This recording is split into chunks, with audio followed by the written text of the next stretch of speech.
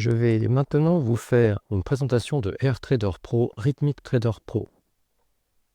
Ce logiciel, je l'ai installé sur mon ordinateur portable. Je vais donc cliquer sur l'icône du bureau. Et voici la petite fenêtre qui apparaît, la petite fenêtre de login. J'ai déjà renseigné le numéro de compte chez Apex ainsi que le password. Le système Apex, puisque en fait on le choisit dans la mesure où Apex a des serveurs chez Rhythmic Trader Pro, donc c'est sur le système Apex. Gateway, vous en avez un certain nombre qui sont que vous pouvez choisir. Parfois certains sont plus rapides que d'autres par rapport à l'endroit où vous habitez. Market Data à On, puisque je vais vous montrer tout à l'heure qu'on peut passer des ordres sur Rhythmic Trader Pro. D'ailleurs, un certain nombre de traders utilisent directement l'interface de Rhythmic pour pouvoir passer des ordres. En effet, on est directement sur les serveurs de Rhythmic et le passage des ordres peut être, dans certaines conditions, beaucoup plus rapide qu'une interface d'un autre logiciel. Et on va aussi avoir coché Remember Me qui permet de ne pas avoir à renseigner l'ensemble des informations à chaque fois que l'on se connecte. Je vais maintenant me loguer. La petite fenêtre de connexion apparaît.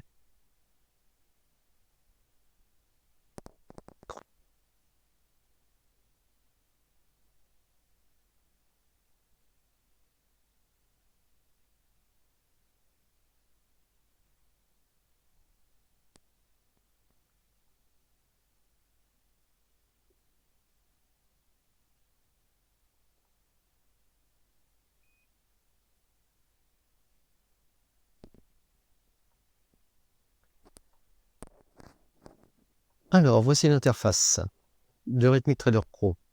On va d'abord s'intéresser à la partie gauche, sur laquelle un certain nombre de petits icônes permettent d'accéder aux différentes fonctionnalités du logiciel.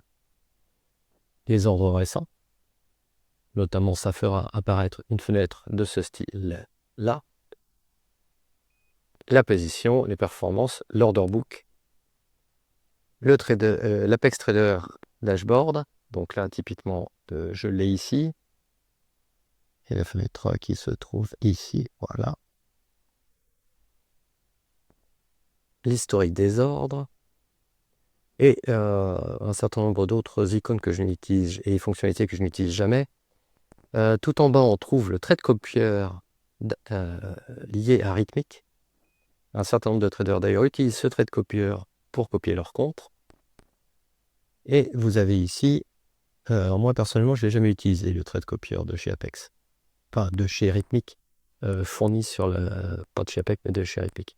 Je vais vous montrer par contre comment on peut prendre des ordres sur Rhythmic. Je double-clique et voici l'interface qui apparaît. Je vais sélectionner un compte. Voilà. On va sélectionner l'indice que nous voulons trader. Donc je vais prendre le micro Nasdaq qui fait partie de la CME. Et voilà.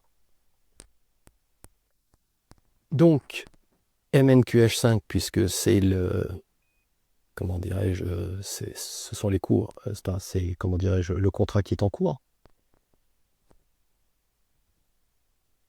On peut choisir si l'on veut afficher des minutes barres, daily bar, hourly bar et ainsi de suite. Le type de bougie.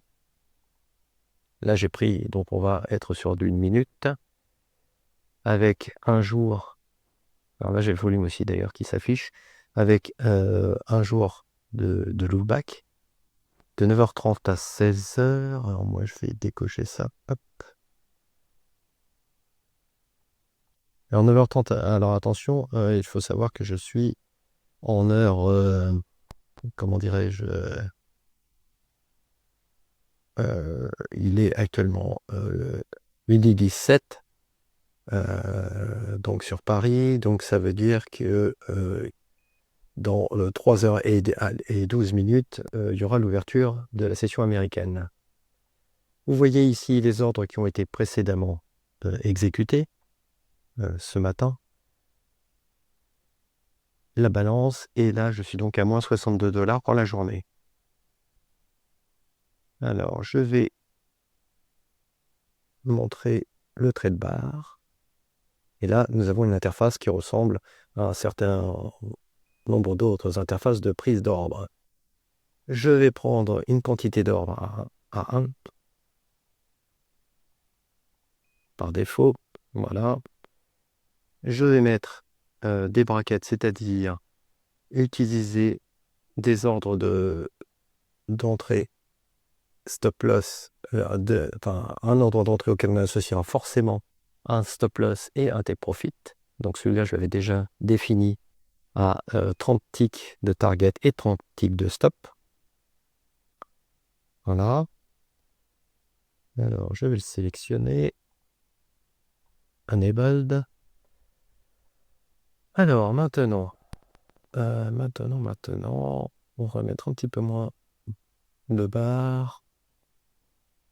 On va dire par exemple 200. Voilà.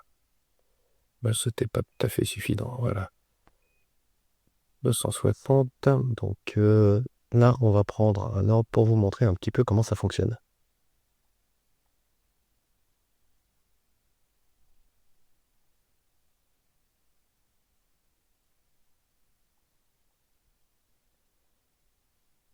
Alors, donc on va essayer de considérer qu'on va être à la vente. Je vais faire un sell market.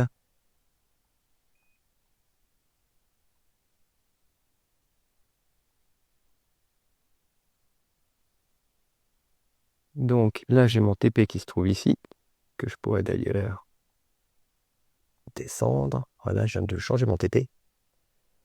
Là, j'ai mon stop loss qui se trouve ici, que je pourrais aussi modifier, comme vous le voyez.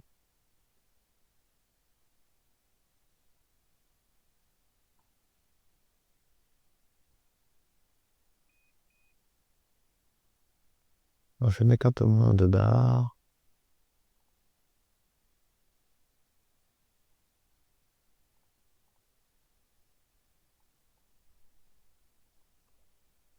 Voilà.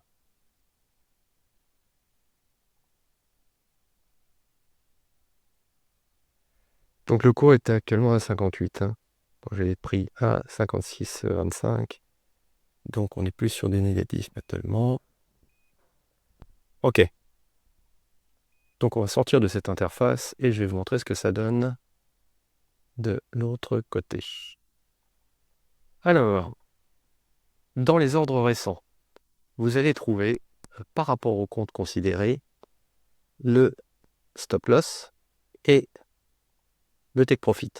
Donc, ces deux ordres-là sont apparus uniquement parce que j'ai pris est-ce que j'ai mis des brackets, donc des stop loss et des take profit. Si je ne les avais pas mis, ces deux ordres-là n'apparaîtraient pas dans les ordres récents. Le PNL est à moins 66,09. Voilà. Alors, dans la partie completed order, vous trouverez les ordres qui ont été lancés, field, et ainsi de suite. Je vois qu'ils ont été pris.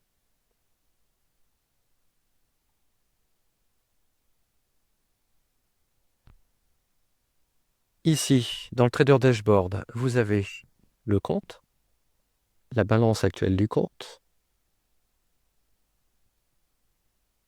Le cash on hand, c'était ce qui était mono de la balance PAX du jour précédent. L'auto-liquidate threshold value, lui, est calculé en fonction de l'auto-liquidate peak balance time et de la valeur correspondante. Typiquement, on était au maximum arrivé à 313,096. C'est un compte à 300K de chez Apex, avec donc un auto-liquidate threshold à $7500 moins, donc 313,96 moins 7500, on doit tomber sur les 305,596,30. C'est donc la valeur minimale du compte en dessous de laquelle le compte sera passé en admin only, c'est-à-dire compte grillé. Le statut est donc actif pour ce compte. Là, actuellement, j'avais pris donc un ordre à la vente et j'ai déjà gagné presque 10 $ par rapport à la prise d'ordre de tout à l'heure. Est-ce que...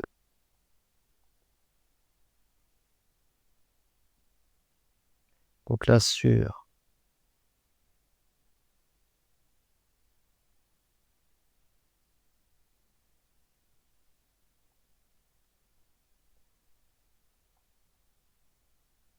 Ok, donc on va le laisser tourner. Alors, en fin de ligne, nous avons l'auto-liquidez trigger status. En fait, chaque fois que le compte, comment dirais-je, a été ce qu'ils appellent liquidé, c'est-à-dire que les positions auront été closes par les paramètres que l'on va modifier tout à l'heure, en réalité, ce petit trigger va passer à auto account successfully liquidated. Voilà, on va le marquer cadeau. Voilà. Et vous aurez la date à laquelle ça a été fait. Donc, il ne faut pas s'inquiéter quand on a ça. Ça veut simplement dire que les positions ont été fermées. Parfois, il y avait des positions ouvertes et ça a été fermé. Parfois, il n'y avait pas de position. Mais comme le trigger, où on a atteint les paramètres qui devaient déterminer un auto-liquidate, à ce moment-là, il marquera que ça a été fait. Donc, maintenant, on va aller... Alors, en clic droit sur ce compte, on a une petite fenêtre qui permet d'effectuer un certain nombre de tâches. Je me suis aperçu que dans la vidéo précédente, quand on fait le clic droit, en fait, il y a un certain nombre de choses qui sortent de l'écran. Donc je vais essayer de décaler un petit peu. Et ben non, toujours pas.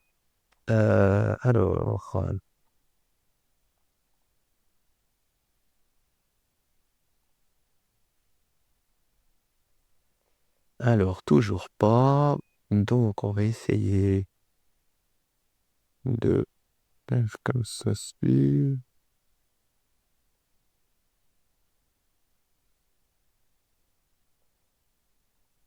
Alors, quand on fait apparaître c'est une petite... La fenêtre, le petit enfin, le petit menu déroulant, en fait, tout en bas, vous avez un Pull Working Orders et un Pull Working Orders and Exit Position. Le Pull Working Orders va clore l'ensemble des ordres limites. Typiquement, ce qu'on a vu, c'est que les working orders, ce sont des ordres limites, les stops et les et les stops et les take profit. Si par contre, on fait pull working orders and exit position, à ce moment-là, il va sortir et les ordres limites qui ont été placés et donc en attente, et exactement sortir de position. Là, par exemple, si je fais un pull working order,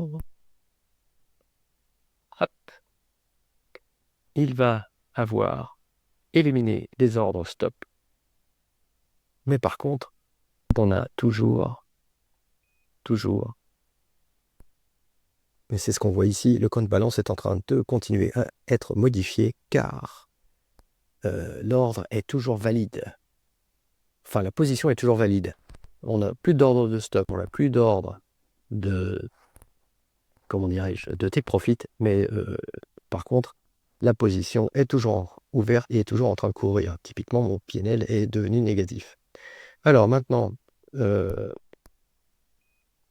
que je vais faire, c'est que je vais retourner ici, sur le chart que j'avais mis de côté.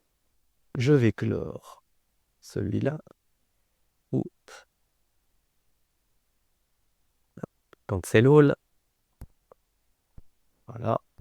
Et là maintenant, comme on peut le voir, le PNL est maintenant bloqué et on balance.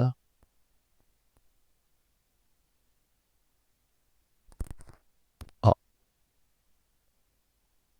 compte balance aurait dû.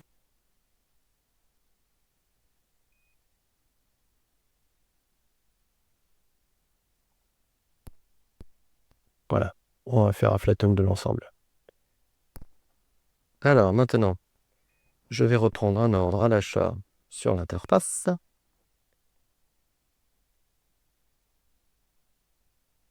Donc, je fais toujours une quantité de 1 et je vais faire un buy market avec les brackets correspondants.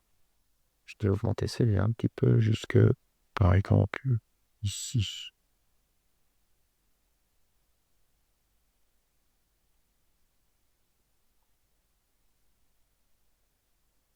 Ah, et le temps qu'on passe la vidéo, je vais baisser celui-là. Ok. Donc j'ai repris cet ordre sur le chart de Redmi Trader Pro. Et maintenant, donc, les ordres sont réapparus sur les recent orders. Donc j'ai à nouveau, donc je suis en mode long. Donc mon take profit est en long et j'ai un stop qui a été passé au gilet.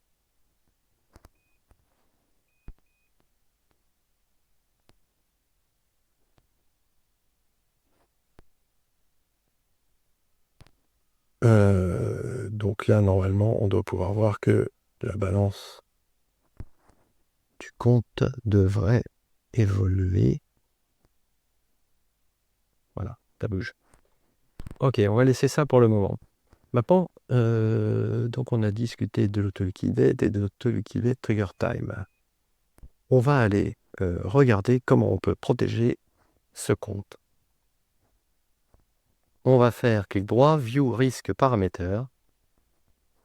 Alors, en fait, un des petits défauts de Redmi Trader Pro, c'est que régulièrement, les fenêtres, il ne les remet pas à l'avant. Donc, voici la fenêtre sur laquelle on arrive. Donc ça, ce premier onglet, c'est Risk Parameter Set by the FCM Administrator. Typiquement, ce sont les paramètres qui ont été, comment dirais-je, mis par là, dans le cas présent, Apex, sur le compte numéro 52, puisque là, vous pouvez voir qu'il y a 4 comptes et chaque compte pourrait avoir des paramètres différents. Alors, on va prendre compte 50. Donc, on a l'ensemble des indices qui se trouvent ici. L'ensemble des indices auxquels on a accès chez Apex. Vous avez le nombre d'ordres en achat, nombre d'ordres en limite, la perte max, on va dire, et max quantity order. Alors, le max quantity order, il faut savoir que quand vous prenez un ordre, vous pouvez placer un ordre à un stop et un take profit. Donc,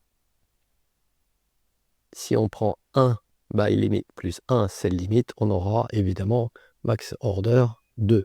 Enfin, et donc 35 plus 35 donne 70.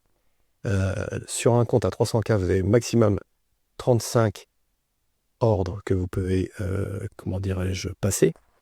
Donc, vous pouvez du coup avoir 35 TP, 35 stop loss. Donc à ce moment-là, le maximum d'ordres que vous pouvez placer en même temps est de 70. Là, vous avez des commission fill rate. Typiquement, c'est le montant des commissions en dollars. Il faut savoir que ça, c'est pour l'ouverture d'un ordre. Et comme quand on ouvre un ordre, en règle générale, on sort, vous le multiplierez bien entendu par 2, puisque vous avez l'entrée et la sortie chaque fois que vous prenez une position. Ils auraient pu aussi avoir rempli les paramètres suivants, c'est-à-dire ne pas autoriser le trading entre telle heure et telle heure, ou avoir mis un auto-liquidate at, c'est-à-dire fermer l'ensemble des ordres, par exemple, sur S6, sur SFA, à 23h CS Europe, chose qui évidemment ils ne font pas. On voit d'autres paramètres sur la ligne. Donc, ils ont bien fait un auto-liquidate enabled, c'est-à-dire qu'ils ont mis un auto-liquidate enabled sur le critère qui est un maximum de perte de 7500 $ en 7500 $ par rapport au maximum de la balance qui a été atteint précédemment. Auto-liquidate max min account balance correspond à 320 000 puisque c'est 320 correspond au target qu'il faut atteindre pour pouvoir valider le compte.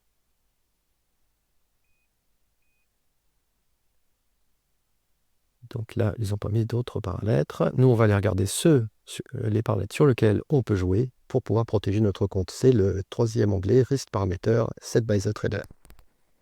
Alors, sur cet onglet, on a la possibilité sur chacun des comptes d'avoir une gestion complètement différente.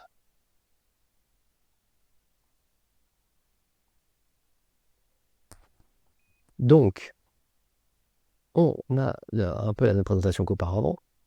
On peut, pour chacun des produits, chacun des indices, la possibilité de s'interdire de trader de telle heure à telle heure, ou au contraire se dire que par exemple, pour tel indice, j'ai envie qu'au maximum toutes les positions soient coupées à 17 heures, j'aurais pu mettre 17 heures, donc 17 heures correspondant bien entendu toujours à l'heure que vous trouvez aussi affichée dans AirTrader Pro, c'est-à-dire que là par exemple il est 12h34, il faut bien considérer que il faut que vous adaptiez l'heure de liquidation à l'heure qu'il vous reste à trader par rapport à la fermeture des cours.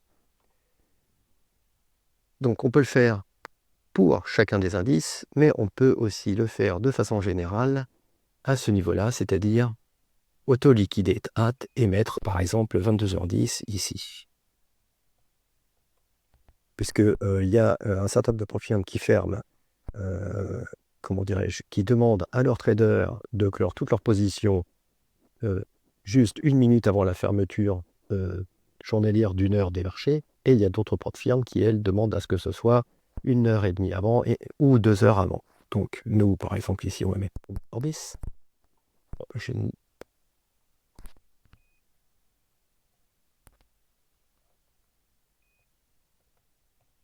Voilà, le 10. Voilà. Auto-liquidate max min account balance, c'est quelque chose que je pourrais mettre. Là, j'ai besoin de faire 320 000. Je pourrais très bien considérer que, ayant actuellement, alors je ne l'ai pas, j'ai ici,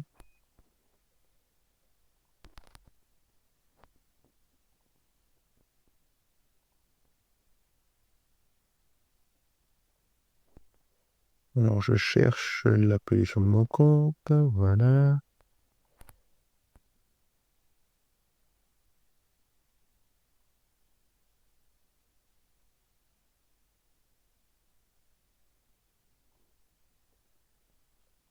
D'accord.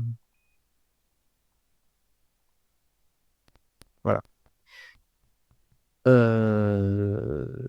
Donc, j'aurais très bien pu considérer que j'ai besoin, par exemple, de faire le fixe, de fait dans tous les cas de sortir, par exemple, lorsqu'on a des histoires de consistance à respecter, c'est-à-dire qu'au maximum, je m'autorise à faire 3000 $ dans la journée. À ce moment-là, on peut très bien se dire que tous les jours, on va prendre une appel précédente et se dire, je fais 3000 $.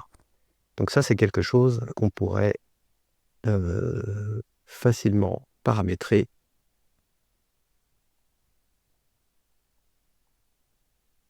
ici. On pourrait se dire que je prends 1000 $ de plus que la journée d'avant, y compris si j'ai fait des pertes, et de me dire je la clôt ici. Alors, nous allons pouvoir voir les différents critères de liquidation que nous pouvons utiliser. Minimum account balance.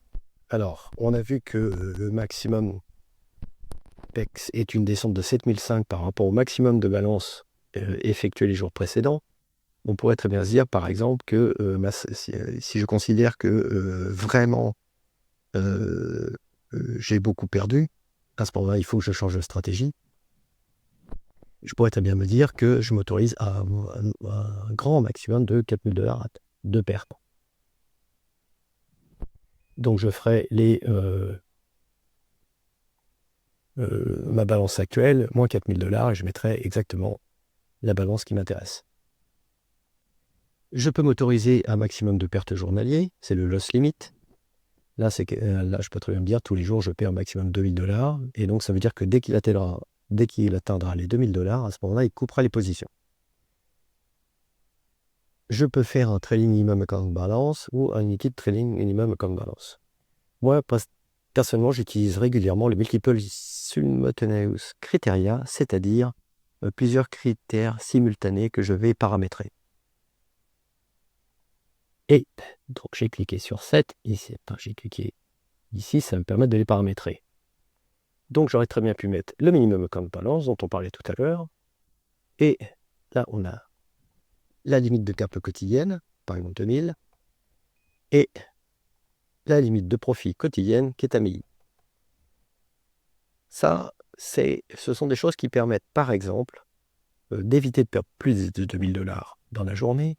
Et en profit limite, 1000 $, c'est par exemple se dire, dès que de toute façon, quelle que soit ma stratégie, j'atteins les 1000 $, je vais sortir. On peut aussi se dire, pour pouvoir respecter par exemple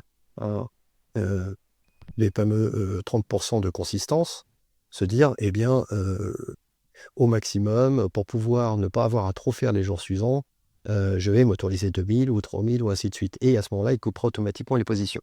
Bien entendu, suivant la volatilité, si on met par exemple ici 1000, il est possible que le profit soit plutôt à 1035, c'est-à-dire quelques dollars de plus ou quelques dollars de moins en fonction du fait que la volatilité va faire que ça va être coupé pile poil sur les 1000 $ ou au contraire être coupé un petit peu en dessous. Donc on va sauver ceci. Donc là, on a sauvé les critères. Maintenant, on va cliquer sur Auto-Liquidate, on va le mettre en Enabled, et à ce moment-là, on a maintenant deux paramètres pour ce compte. Il faut surtout ne pas oublier de faire Apply. Sinon, aucun de ces paramètres ne sera pris en compte. Voilà. Donc ça, ce sont les choses qui permettent de protéger le compte avec l'ordre de liquidation, comme on disait, 22h10. Alors, si ça veut dire... Voilà, underless. Je fais Apply, et OK. Alors, donc là, comme on l'a vu, on a un stop et un take profit qui sont posés sur du micro Nasdaq. On a la balance du compte et on a un PNL à moins 78 $. Ce qu'il faut savoir, les ordres ont été pris sous rythmique, c'est-à-dire que le PNL est calculé directement actuellement. On a vu aussi qu'on pouvait trader supper les stocks et les take profit, et à ce moment-là, seul le PNL sera en train de bouger. Donc ça, c'est à partir du moment où toutes les opérations ont été effectuées sous rythmique. Maintenant, ce que l'on va faire, c'est qu'on va clore ces ordres-là. On va clore ces ordres-là et on va aller les prendre ailleurs. Et on va voir que le fonctionnement du coup de rythmique est différent. Là, on peut facilement sous rythmique vérifier qu'il y a des ordres en cours. C'est toujours à vérifier d'ailleurs tous les soirs pour vérifier que tout s'est passé, qu'il n'y a plus d'ordre qui pourrait être pris, puisqu'on pourrait très bien ne pas être en position, mais avoir mis des ordres stop loss ou take profit, enfin des ordres à l'achat ou à la vente, puisque là, ça ne serait pas des stop loss et take profit, mais des ordres à l'achat ou à la vente. Donc, il faut toujours vérifier qu'il n'y en a plus. Une fois qu'on a fini sa session de trading, et bien entendu, vérifier toujours que le PNL n'est pas en train de bouger. Là, typiquement, il bouge. Ça veut dire que de toute façon, nous sommes en position. Tac. Et si on prend la position, elle est ici. D'accord? Maintenant, on va sortir. Donc là, de toute façon, on va pas tarder à sortir. Il va atteindre le TP que j'avais rebougé. Là, j'aurais dû. Hop.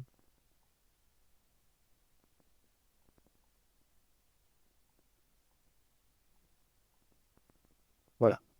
Le TP a été pris. Le TP a été pris. Il a supprimé les ordres et stop et take profit. Le PNL est figé maintenant à moins 65,12. Voilà. Donc nous allons sortir maintenant de l'interface de Rhythmic Trader Pro et on va voir que à partir du moment où les ordres sont pris par un autre logiciel qui vient se connecter sur Rhythmic Trader Pro, à ce moment-là, on a des modifications dans la façon de vérifier qu'aucun ordre n'est en cours. Donc je vais sortir. Je vais relancer. Moi, personnellement, j'utilise régulièrement NinjaTrader que je vais connecter.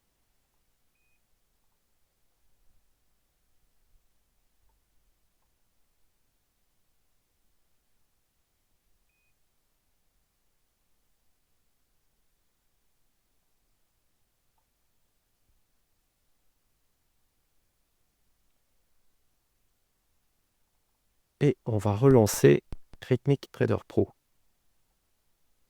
Alors cette fois-ci, on n'utilisera pas les market data.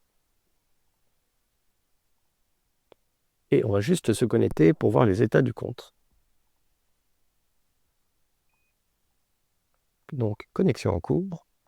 Par ailleurs, je me suis connecté sur NinjaTrader.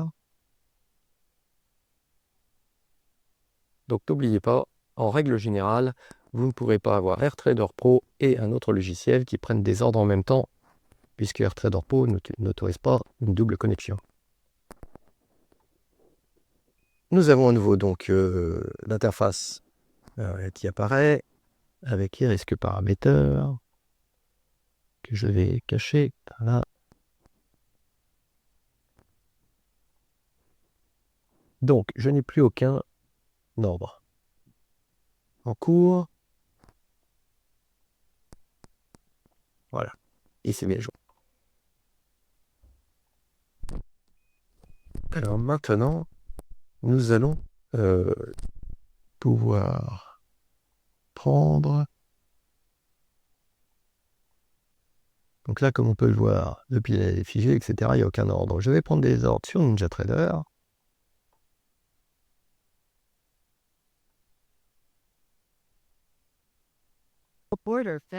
Voilà, l'ordre a été pris.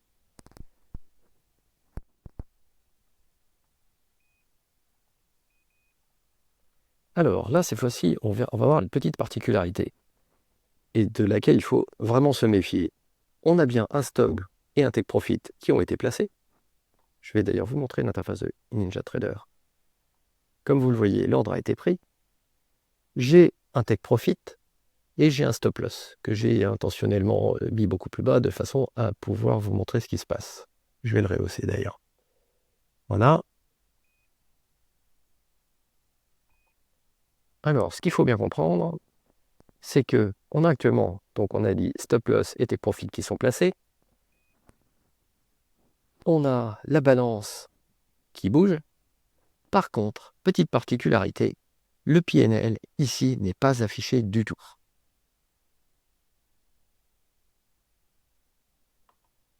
Ce qui est là, donc maintenant, ce que je vais faire, je vais vous le montrer. Je vais enlever le take profit et le stop loss. Dans les working orders, ils ont évidemment disparu puisqu'ils ne sont plus présents. Par contre, le PNL n'est toujours pas affiché. Et le compte balance, lui, va pouvoir varier. Alors, j'espère qu'on va le voir maintenant. Voilà. Il a évolué. Et voilà, il évolue. Ça veut dire quoi? Ça veut dire que tous les soirs, en fin de session, quand vous fermez votre journée de travail, quand vous arrêtez de trader, il faut absolument venir vérifier sous AirTrader Pro il n'y a aucun ordre dans les working orders, puisque ça serait tous les ordres qui seraient actuellement en attente, un stop loss, un take profit, ou bien tout simplement un ordre limite que vous auriez mis soit à l'achat, soit à la vente. Et d'autre part, il faut toujours vérifier que vous avez bien un PNL qui est affiché lorsque vous prenez des ordres à partir d'une autre plateforme. Car si le PNL n'est pas affiché, ça veut dire qu'en réalité, il est en train de trader. On va pouvoir d'ailleurs le vérifier aussi sur la position. En termes de position, on a bien une position en cours, c'est la petite croix rouge, et pour laquelle vous avez moins 59 $, et donc actuellement, si on faisait une clôture de la position, on serait à moins 59 $ en tout sur le PNL. Voilà pour cette petite présentation de AirTrader Pro.